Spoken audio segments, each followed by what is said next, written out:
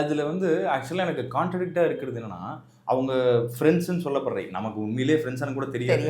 ஆனால் அவங்க திருப்பி திருப்பி ஒரு கேள்வி கேட்டே இருக்காங்க. நீ வந்து ரெஜிஸ்டர்ட் ஃபாரெக்ஸ் இன்வெஸ்டரா அப்படின்னு கேட்குறாங்க. அது அப்படி இல்லை சார், இப்படி இல்லை சார் அப்படின்னு மறுபடியும். இன்னொன்று அவர் இந்த ஃபாரெக்ஸ் ஸ்கேம் நடந்தப்போ அவங்க யாரெல்லாம் இன்வெஸ்ட் பண்ணாங்களோ பாதிக்கப்பட்டவங்க இருக்காங்கல்ல, அவங்க கிட்ட பேசும்போது இருந்த துணியும் இன்னைக்கு ஒரு வீடியோ பேசுகிற துணியும் சுத்தமாக இல்லை. ஆக்சுவலி பார்த்தீங்கன்னா அப்போ அவர் கையங்களுமா மாட்டியிருக்காரு.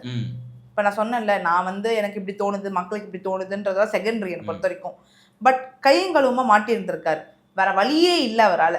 இதை சொல்லி தான் ஆகணும். மேபி அதே மாதிரி அந்த வீடியோவில் பார்க்கும்போது எனக்கு ஒன்று பர்சனலாக தோணுச்சு, மேபி அடிச்சிருக்காங்களோ.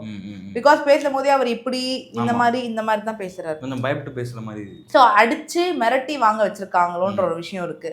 இப்போ நார்மலி லீகலாக பார்க்குறீங்கன்னும் போது அவர் தப்பு பண்ணியிருக்காருன்னும் போது போலீஸ் ஸ்டேஷனில் கம்ப்ளைண்ட் ரைஸ் பண்ணலாம். அதாவது யார்கிட்ட ஒரு மெசேஜ் பண்ணாலும் அந்த பொண்ணா வந்து பண்ணா கேஸ் ஃபைல் பண்ணலாம்.